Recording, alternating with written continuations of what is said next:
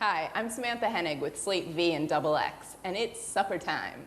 Now, this may not look like much, but I assure you it's a feast compared to what I'm going to be eating for the next 10 days.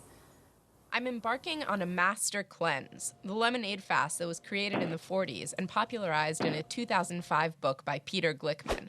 The idea is that for 10 days, you give up all solid food, and coffee, and alcohol, and any semblance of a social life, and live off of a drink made solely from water, lemon juice, grade B maple syrup, and cayenne pepper. You drink 2 liters of this a day. Did I spill some? And in a world where thin is in, Celebs like Beyoncé and Robin Quivers tout the cleanse. It also gets a lot of hype via word of mouth and online, since cleansers tend to be fanatical. They claim the ordeal rids their bodies of toxins and cleanses their digestive systems. I love the way I feel while I'm doing it. But I've always suspected it's a cover for what they're really after, losing a lot of weight very quickly. So I'm trying it out for myself and seeking guidance and borrowing a juicer from my friend Lucy, who's done the cleanse twice before. So I remember walking down the street and being like, oh, hot dogs. Yeah. It doesn't sound like an easy road ahead. In addition to the lemonade, you start each morning off with a salt water flush, which involves drinking a liter of warm salt water, then spending a couple hours running to the bathroom. Sort of like colonoscopy prep. Right. Oh, speaking of poop. There's one part of the Master Cleanse hype that has captivated me for years, and will probably disgust you: the black snake. They say after about a week on the cleanse, you defecate a long, coiled, black, rubbery substance. According to the legend of the snake, what you're excreting is the buildup of all sorts of toxins and bad stuff that have been in your intestine, since you started eating solids. I've heard of people getting the black snake. They say it changes them.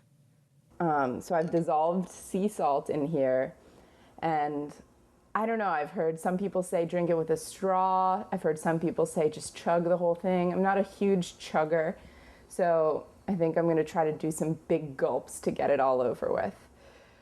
I got through day 1 with less trouble than I usually have making it through Yom Kippur. This was the day that Lucy said that I should be prepared to be in bed all day watching DVDs and feeling crappy, and I don't feel bad at all. I don't even feel hungry, which is weirding me out a little bit. The cleanse fanatics say they get this burst of energy around day 4. But here I am, only a day into my foodless existence, and already I'm feeling great. A lot of people, when they had told me before, oh, by day 4 you have so much energy, you feel so great, I thought they were full of shit. Although clearly by day 4, empty of shit. I guess perhaps I'm starting to drink the lemonade a little bit on this. And in some ways it seems like training for a marathon. The fact that I've gone 4 days without eating and still feel fine is kind of blowing my mind right now. I love food. I mean, I don't really understand why this isn't harder right now. I do have this sense of dread about, when this is gonna stop being easy, because obviously it has to stop being easy, right? 5 days in and still not hungry. Still no headaches, still no sort of weariness. In fact, the only thing I'm even excited to think about eating, for whatever reason, is a fig. I've been watching other people eat food, and not only don't want any, but feel sort of superior for not needing any. Like they're mere mortals dependent on food, and I'm some sort of superhuman or vampire or something, surviving on my magic juice alone. I need some perspective about what this is doing to my mind. So I visit Adrienne Glasser, a psychotherapist who treats people with eating disorders.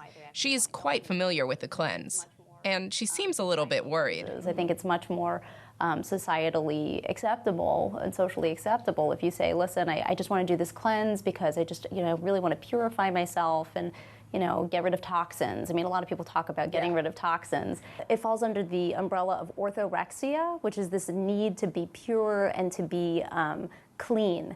And there's a feeling of superiority that goes with that I'm eating clean foods, I'm eating pure foods. Have you dealt with people who are on cleanses, who are thinking about cleanses, and what do you advise them? Ultimately, I educate people that any sort of restriction, it usually winds up backfiring in some way. But most people have that disordered eating. Yeah, A lot of people. A lot of people have disordered eating. And really, I think it is and they're all on the internet, on message boards. According to the message boards, I seem to be doing everything wrong, or a lot of things wrong. My water isn't filtered enough, my lemons aren't organic enough, my juice isn't freshly squeezed enough. Another unnerving thing about the message boards was the weight obsession. People are totally blatant about, day 5, lost another pound, awesome. And I'm starting glass 1. Let's see how long this takes and how many bathroom runs I make. The entire morning flush takes me a couple hours. It would go quicker if the salt water didn't make me nauseated. After I drink it, I spend 90 minutes running to the bathroom. It is tough to get any work done when you have to hop up every 2 minutes and run to the toilet. I usually give up when there's only this much left. Since the afternoon today, I've had this tight feeling in my chest. Now that I'm starting to feel the pain, I want to know if I'm getting anything good out of what I'm doing to my body. So I talked to Robert Pittman, a gastrointestinal doctor. There seem to be a number of claims that various toxins and impurities that are responsible for a whole host of different diseases can be removed from the body with these cleanses. I think there's very little, if any, scientific evidence out there, certainly nothing that I've found that substantiates any of those claims as being true. I also ask him what I've been wondering since my college roommate's boyfriend first told me about the black snake years ago. Is it for real? Do we actually have gross, rubbery black stuff in our intestine that can only come out if we fast for a week? In the cleanse that you were taking, you had mentioned there's maple syrup is one of the staple ingredients, and perhaps maybe that congeals inside your system over the 9 days or so that you're having it, and then you take a laxative, and what you're passing out is congealed maple syrup. Other doctors are equally skeptical about the whole black snake of toxins idea, but we couldn't find anyone who had actually tested a black snake to determine what it's made of. It hurts more when I breathe, which worries me a little. And also I just don't like hurting somewhere that's so close to my heart and my lungs, which I care about. I'm reaching my breaking point with this whole thing. I'm physically uncomfortable, I'm exhausted, and Dr. Pittman just deflated what had been the holy grail of the whole thing for me. If I don't have the black snake to look forward to, why exactly am I making myself suffer this much? Having a really hard time getting through the saltwater flush. I just feel so tired. I went to bed early. I still feel really tired. And my insides hurt. When I move around, it hurts in here. Not happy.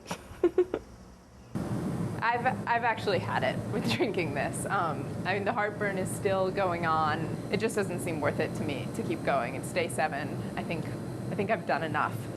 Hey guys. I think I'm quitting the cleanse.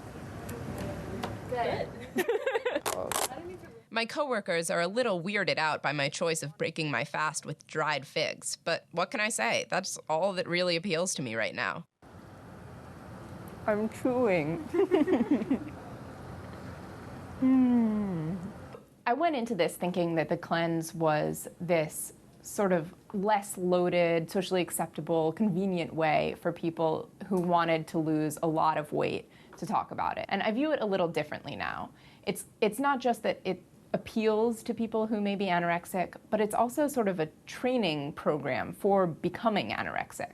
As much as my mom may have been worried that I was doing great, irreparable harm to my body this past week, the thing that I'm more worried about is my mind. And it's for psychological reasons more than anything else that I would urge others to stay away. Doing the Master Cleanse gives you this taste of the control high and the isolation and even the superiority that come from not eating. And that's a little bit scary. So if the hunger and the salt water don't keep you away, maybe that should. For Slate V and XX, I'm Samantha Henig, and I'm back on solids.